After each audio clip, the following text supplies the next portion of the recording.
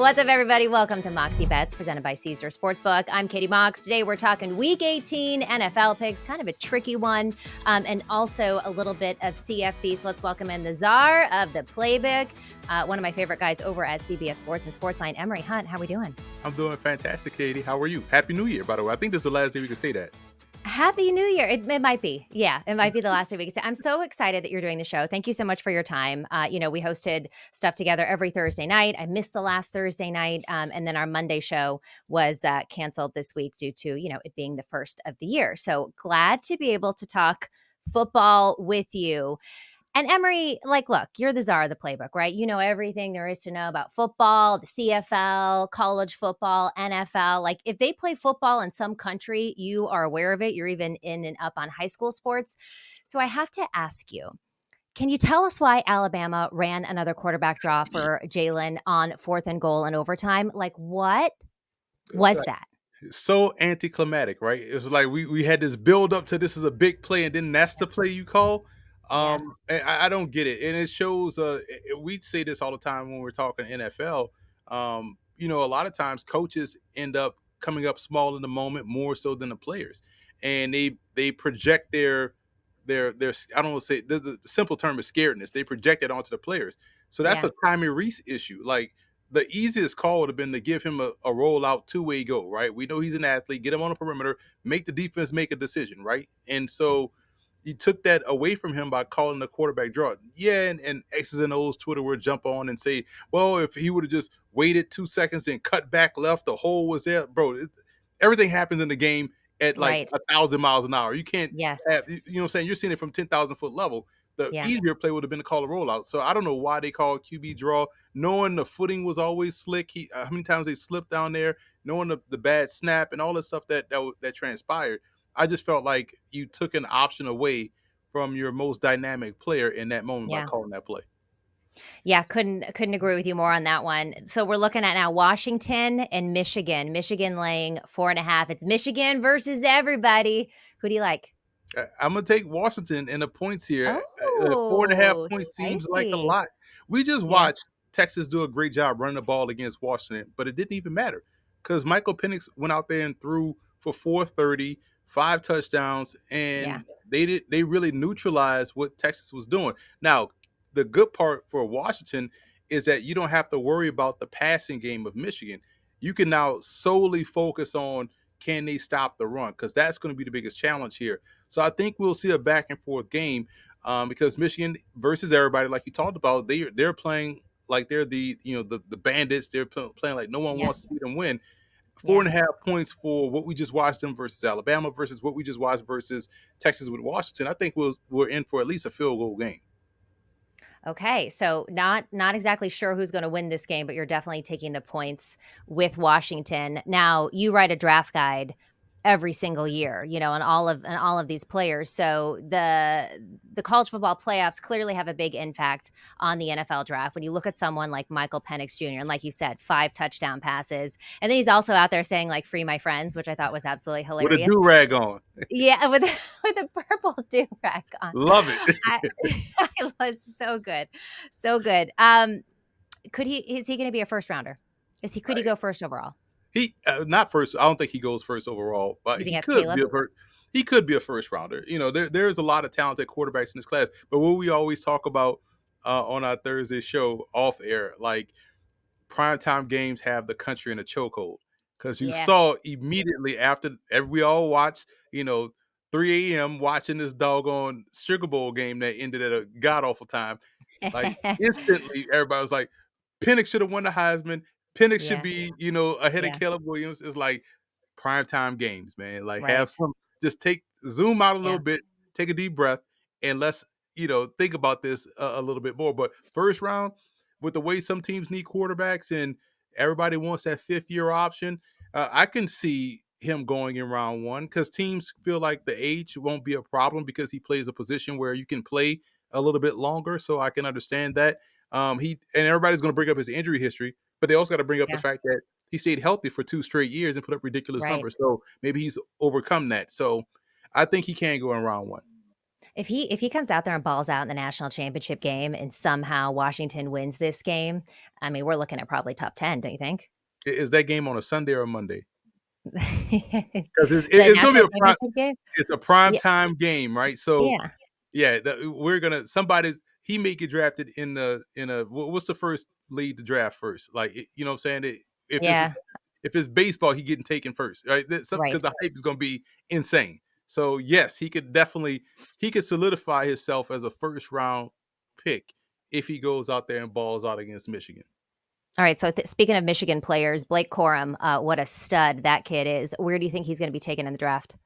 You know, when you and I've graded Blake Corum, his film, and he's a solid back, and so I feel like he's somewhere around that day two range, maybe late second round, third round type pick, and it's fine. I know fans out there think there's that if you don't get taken in the first round, the draft is over.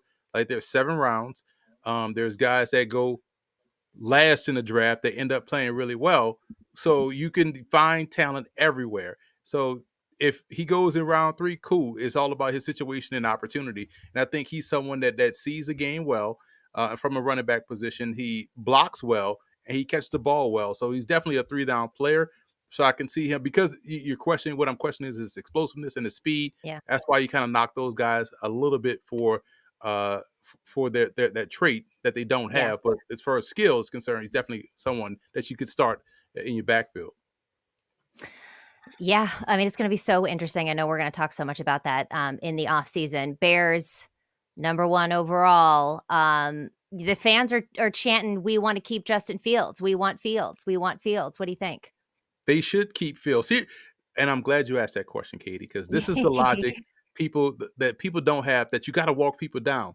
You know, Yeah, they're saying, "Oh, yeah, Fields is a good player. You can get a first round pick for him, but you want to reset the market." Wait, if someone's going to give you a first round pick for your quarterback, kind of like that means you kind of want to keep him, right? Why would you trade yeah, away somebody? You know, the value is there clearly, and he's getting better. Now, Caleb Williams is going to be great. And it's not is Caleb Williams better than Justin Fields? That's not the question. The question is Fields good? If he's good, then you build around him. And think about what the Bears lack out there. They lack a number two. You have a chance to get, and I threw this out there on one of our shows. Like, why not double down at wide receiver? You can get Malik yeah, Neighbors and Marvin Harrison Jr. Burrow yeah, has 3 number 1s out there, and mhm, he's excellent. The Chargers constantly stockpile receivers for Justin Herbert. It makes yeah, sense. And even with the way these quarterbacks are, we're talking about Michael Penix perhaps being a first round pick. Michael Penix, Jayden Daniels, Drake May, Caleb Williams, all vying for first round, are projected to be in the first round. You're the Bears. You're sitting there with the number 1 overall pick. You could yeah, trade down a couple spots, yeah, get your receiver, pick up a first next year, and perhaps some second round picks that you don't have currently because you use that to get Montez Sweat. Then you have your own pick, which is in the top 10. You could trade down a little bit in the first round from that, pick up another first round pick next year and some more second round picks, and still come away with 2 elite talents in the first round and make your team more talented going in to next year. But if your main basis of logic is to reset the QB market, you're talking more about spreadsheets than players and production on the field. The fans are telling you, the players are telling you verbally. yeah, We've never heard players come out the locker room like, nah, this is just dumb. He's our guy, right? yeah, So, yeah, and he's making the proper. It's not like we're watching a Bears game and saying Justin Fields is terrible. We no, understand where the deficiencies are, and we see mhm, the if you constantly see flashes, that tells you that there is more gold in them their heels, as they say, right? yeah. So keep Fields, use this draft to really increase the talent on the team, and the Bears could definitely win the North next year.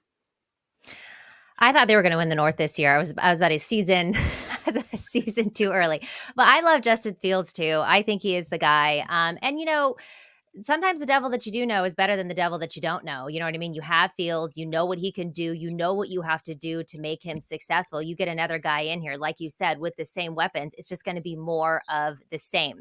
All right, we are going to take a quick break here. When we come back, we are talking week 18, money line, total, and prop bets. You're watching Moxie Bets. We'll be right back. Why should you bet with Caesars Sportsbook? 2 words, Caesars Rewards. Every bet brings you closer to the type of benefits only Caesars can offer: hotel stays, VIP experiences, sports and concert tickets, and more. It's not just an app, it's an empire. All right, Emery, moving on to our picks. Let's go ahead and preview week 18, the Sunday slate. Well, also Saturday as well. Obviously, we're not going to go through all of them, but it's kind of tricky to handicap these games, right? You don't know who's starting. Some people, like obviously the number one seeds overall, the Niners and the Ravens, probably not starting a lot of their big guys, just trying not to get injured. You have some people that are win and get in.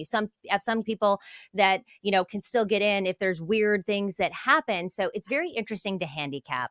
But let's first talk money line and or spreads. What are you thinking?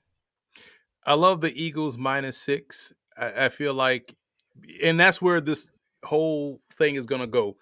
What do we know, right? Who still has something Yeah. to play for? Yeah. Because those games you can honestly They have handicap. to win.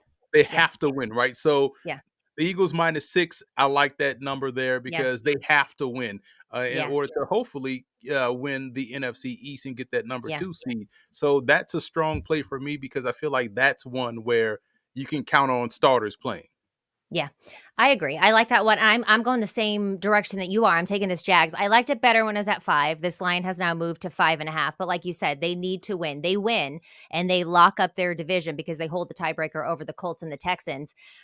Tannehill likely to start, right? Levis left the game last week on a cart with the ankle injury. I think that Trevor Lawrence is going to play this game because, he was limited in practice yesterday. He had not missed any games in high school and college, only one NFL game. This guy likes to be out there. And again, this is a must win kind of game for them. So I think that we do see him out there. Titans secondary has just been awful all season long. They ranked 25th against the pass. So even if it is, CJ Beathard out there, my money's still going to be on the Jags, but mostly I'm thinking that Trevor Lawrence is going to play this game. So I'm laying those points. It's a smart one because again, Bether went out there and they shut out the Panthers. Now, granted, it's the Panthers, but It's still, the Panthers. they still Yeah. scored points and they still shut him out. He played solid. They could still play solid against Tennessee and win that game the same way they beat the Panthers. Yeah. Speaking of the Panthers, I'm also laying the 4.5 of the Bucks because I'm sorry, but Carolina, I mean, they at this point have just given up. You could Right. see it in the last game. They have absolutely given up. And, the Buccaneers will win the NFC South with a win. So they've got a lot to play for. Also, Baker up for comeback player of the year. Now, I know everyone thinks it's going to go to DeMar Hamlin, and I get it. He's the only player who died, but you got to really play, and you got to really play well, in my opinion, to get that award. I think it should be Baker. I mean, what a comeback year this guy has had. Carolina just lost, like you said, 26-0 against the Jags last week. They've lost 11 of 12 to NFC. Bucks are 10-6 against the spread. I'm laying the 4.5 with the Bucks. What's another bet you like?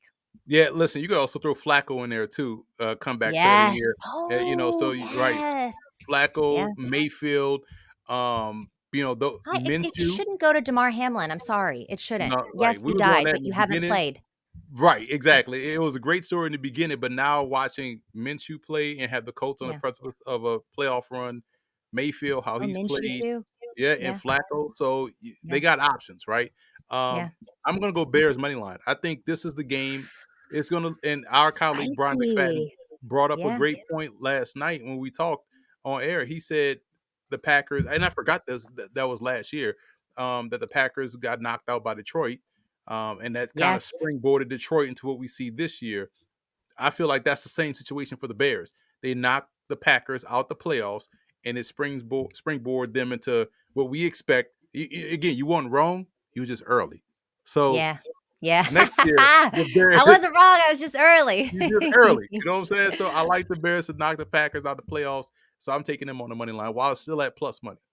Yeah, I like that. Plus 142. So a lot of good value there. All right. Looking at some totals. You and I are against each other on one of them. But let's get your first one. Raiders Broncos under 38 points.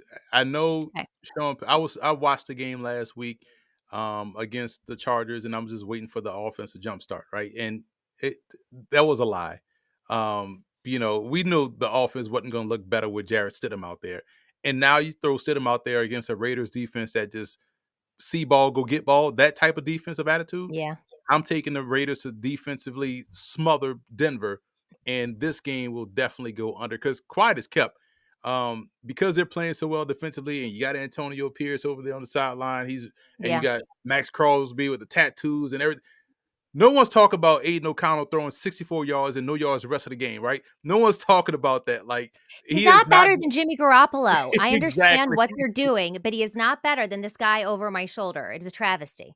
Exactly. So that's the reason why I don't think they'll score a lot of points. They'll run the ball, play great defense, Yeah. and help keep this one under. Yeah. The coach, first of all, make that man your head coach. If the Raiders don't make Easily. him the head coach next season, I mean, if I'm the fan base, I am rioting because that is just unbelievable what he has been able to do from a cultural standpoint that this team has a quarterback that, like you said, only throws 64 yards a game at best, and they're still believing that they can win. And you got Max Crosby. Did you see that thing? I think it was like the NFL put it out where Max Crosby kept calling Gardner Minshew like a little boy or something. He's like, I'm not little Right. everywhere, though. It's so funny. I loved it. Come back later, I'm get looking at thrown this. up. Yes, yes. Max Crosby is just Crosby is what nightmares are made of. If I saw that guy coming down a dark alley, I'm going the other way. I'm going the other way. I think he's probably a nice guy, but he is a scary individual. Looking at one more total that I like, I'm looking at this Vikings and Lions over 45 and a half. Minnesota has a very slim chance that they can still make the playoffs. The Lions can possibly move up to the number 2 seed by the end of this week if they win this game and things shake out a certain way. So I feel like both of these teams are going to be, playing up to their potential. Mullins, obviously, back in the Jaron Hall experience didn't exactly work out. And yeah, Mullins will turn the ball over, but at least he could get Justin Jefferson going. I know a lot of people in fantasy lost last week because of Jaron Hall. And Detroit's defense has been pretty shoddy, especially against NFC North teams. They're 4-1 to the over in divisional games this season. And Minnesota's defense, for as good as they were for a lot of the season, the last 3 weeks have been really, really bad. And we know that the Lions are good at home. They average about 31 points per game at home. So I'm definitely taking that over. Now we're going head to head on this Niners Rams. You say over, I say under. State your case. Well, this is a layered reason. Coaching. Two great coaches Mm, on both sides. So they're going to coach their guys well, and guys that step in tend to run the system very well. yeah. And they have veteran quarterbacks. You have Carson Wentz starting against Sam Darnold. These Right. guys have played a lot of games. They are capable of stringing together some drives to score some points. And you look at the backups, the running backs. Ronnie Rivers is a fantastic tailback. Played well when he got the chance this year behind Kyron Williams. And Elijah Mitchell from the University of Louisiana is already a great tailback. He's going to be the starter. So it's not like when you're putting in backups, this is not going to look like preseason week 3. This is going to look like a solid game. Guys that are still playing for what we talked about with Baker Mayfield. Wentz has a chance to earn a contract, to pull a Baker Mayfield and use the Rams to earn a contract somewhere. And Sam Darnold has a chance to look like he can be someone's starter next Yeah. year and earn a contract. So I think we'll get the best of the reserves. So I like to go over.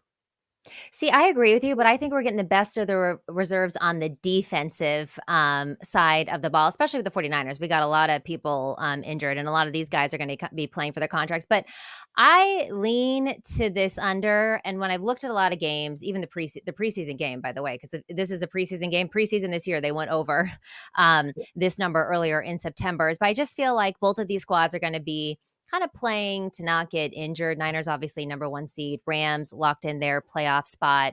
No CMC, no Purdy, no Stafford. You make a very good point about the two quarterbacks playing, but I'm just going to lean under in this one. I think it's going to be because these teams still hate each other a lot, and I do think the coaching is going to be on par. And I foresee more of a defensive battle, but we'll see. It could go one of two ways. Either I'm right or you're right. And also, it's again so hard. This is one I think that's very hard to predict. One of the ones where they're still fighting, it's a little bit easier than this one. But looking at some props, we've both got anytime touchdowns. You're going Josh Allen, who he won me my fantasy league this year. So love him. Yeah, Josh Allen, he's going to find the end zone. I know. Automatic. I love how folks are saying he should be in the MVP running. He leads the league in touchdowns. Yes. So technically, you're right. But he has 27 touchdown passes and 15 picks. Yes, he has 15 rushing touchdowns, which is why I think he'll find the end zone. They have to play to win because they need to win, or they run the risk of being out the playoffs if they lose. If things happen the rest of the day. So I like the Bills to play their best, and I like Josh Allen getting to the touchdown, getting to the end zone. I mean, that's automatic, and that's also such a big game. What do you think, just real quick, of this Dolphins-Bills game? I think the Dolphins win because You anytime do? you have a chance to knock out, especially coming off getting blown out against Yeah, Baltimore, pride is a yeah, is a is a huge thing. Like we gotta play our best ball going into the postseason, yeah. and we have a chance to knock out Buffalo, who's been chirping a lot about Mhm, playing in Miami or Miami is mhm. too finesse, and this is an opportunity to knock them out and Yeah, show that hey, we are a good team going in, and you don't want to play this team again in the postseason, potentially, how matchups could shake mhm, out. mhm. They could be playing again in the first round if things shake Yeah. out a certain way. So I think we'll see the best of the Dolphins go out there and take it to the Bills.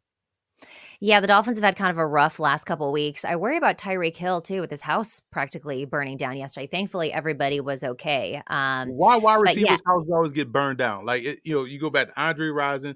Now yeah. you looking at Tyreek Hill. What wide receivers? What are you doing What are to you get doing? to What are you doing? Yeah. Watch your stoves, people, all right? Blow out your candles and tell your wives and girlfriends not to leave the curling irons on. I'm looking at Devin Singletary. I like him for a touchdown. It's at plus 105. The Colts defense has been getting better, I feel like, against the pass. So even with CJ Stroud being CJ Stroud, I do think that the Texans are going to want to utilize their run game. Um, and if you look at what the Colts are surrendering, they're surrendering more than 110 rushing yards in 8 of their last 10 games. Singletary coming off of a 16 carry, 80-yard performance against the Titans. He only has 3 touchdowns this year, and he hasn't scored in 3 weeks. But if you look at his incentives, which I feel like for prop bets, we got to look at these things coming into the final game. So he's already received 125K for going over 1,000 rushing yards. He also got $125,000 for playing 50% of the snaps, but he will get another $125,000 if he plays 55%. Well, he's at 52 right now. So just 3% more of snaps, he gets another $125,000. So I do think they're going to feed him the ball a little bit. His quarterback has his back there. And why not at the goal line? The fact that it's only plus 105 and he's only scored 3 times, it should be a higher number than this. The books know. So I think Singletary finds pay dirt. And I like George Pickens to go over his receiving number of 49 and a half Yeah. yards. To me, it makes sense when you pair it to what we've talked about Mason all Rudolph.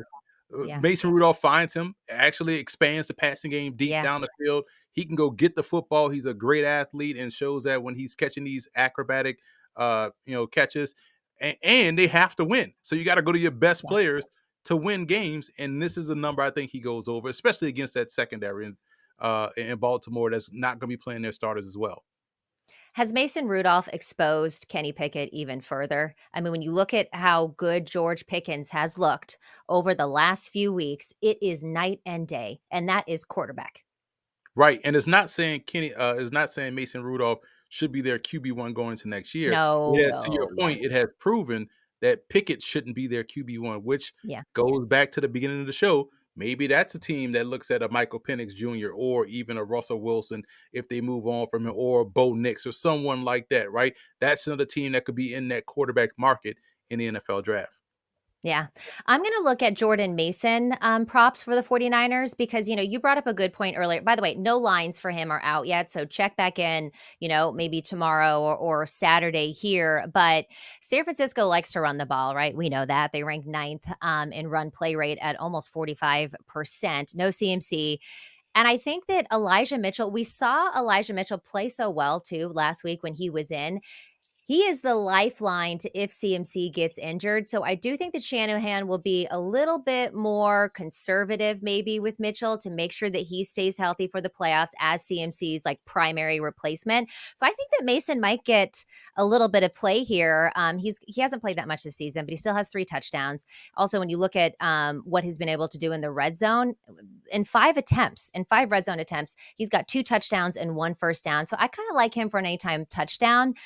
No odds on this yet, but look at Jordan Mason props. Also, Bobby Brown aggravated his knee injury again, so that's going to be pretty important in the red zone too for the 49ers. So what do you think of Jordan Mason? It's his prerogative that he, what he does with his injury. You missed that Bobby Brown pun that went right over your head. Uh, Oh, it's not. Yep, yep, yep. The amount of times things that you say go over my head, we should have a tally at this point. right.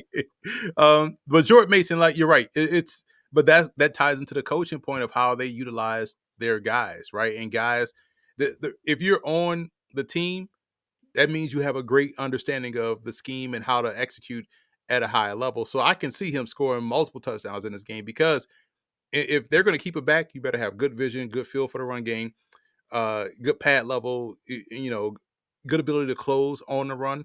So as you get closer to the down marker or the goal line, you know how to finish. So all of those things line up for him. And I feel like, to your point, you're absolutely right. Even though he hadn't played, he's getting an opportunity. He's going to find the end zone because they're going to run the football because that's what they do as a foundation. And he Yeah, just so happens he will be the starter in this game, so he's going to be the direct beneficiary of the game script and all that stuff like that, yeah. and he'll find the end zone. I love it. I love when you're on my side for running back props. Any games that you're staying away from? I'm going to tell you, I'm staying away from Steelers Ravens. This line just feels funky to me. I understand why the Steelers are favored here and the Ravens likely resting a lot of people, but I still can't trust the Steelers. I'm not touching that one. Yeah, that's a tough game because it's a divisional game, and so you never know what Ravens team will show up with reserves. Yeah. But for the same argument, I'm staying away from that Saints Falcons game because I don't know. I mean, Yeah. I thought the Bucks were going to beat the brakes off the Saints last week, and the Saints came out like they were playoff contenders. And this Falcons team, we've seen them beat the brakes Yeah. off the Saints in Atlanta, and now obviously that was under Ritter. Now you're under Heineke, but the defense is still the same, so I don't know what to expect.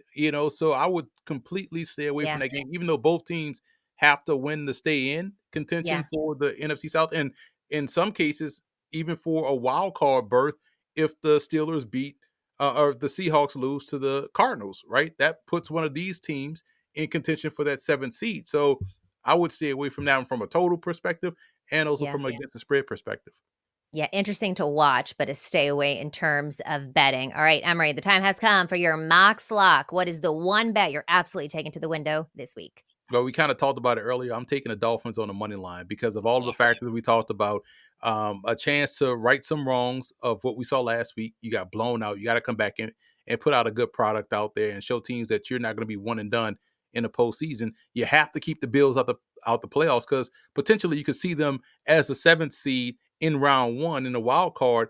If you let them in and some other teams lose, they'll be the 7th seed, and you get a chance to knock out a divisional opponent and mhm, keep them out of the playoffs, and that's the yeah, biggest, yeah, beat me thing you could last do. that you could use, right? And so, hey, we Yeah. knocked you guys out the playoffs. We don't want to hear nothing coming out of Western New York all season long, all off season until we start playing the 2024 season. So I'm gonna take Dolphins money line as my lock of the week. All right, I love that plus 140. I'm laying the 4.5 with the Bucks because as far as I'm concerned, the Bucks have everything to play for, and Carolina has nothing to play for. And sometimes you find these teams that are like, you know what? I'm still going to knock you out. I'm going to play spoiler. I don't think that this Carolina Panthers team feels anything. They don't. They want the season to be over. They've already given up. I don't see them being motivated to play spoiler here. I just think they want it all to be over. So I'm taking the Bucks minus the 4.5. Emery, as always, thank you so much for joining and lending us your time and your knowledge. I know that you're on HQ all the time, but anything that you want to promote? Yes. Pre-order your copy of the Football Game Plan 2024 Draft Guide. Over 1,000 individual full scouting reports. Footballgameplan.com/2024 Draft Guide.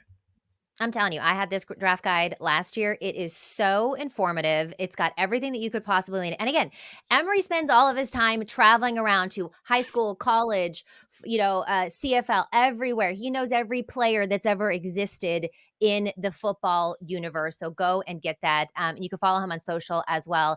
F Ball Game Plan. Also, I think it's Football Game Plan too. They're a little bit different. Give your Twitter and then also your Instagram. Twitter is F-Ball Game Plan. Instagram is Football Game Plan. And subscribe on YouTube to Football Game Plan because I will be at these All-Star games, so you'll see all kind of practice, highlights, clips, and player interviews as well. All right. I love it. Emery, again, thank you. I will see you a little bit later. This has been Moxie Bets presented by Caesar Sportsbook. Don't forget to follow us on social at Moxie Bets, and we'll see you next time.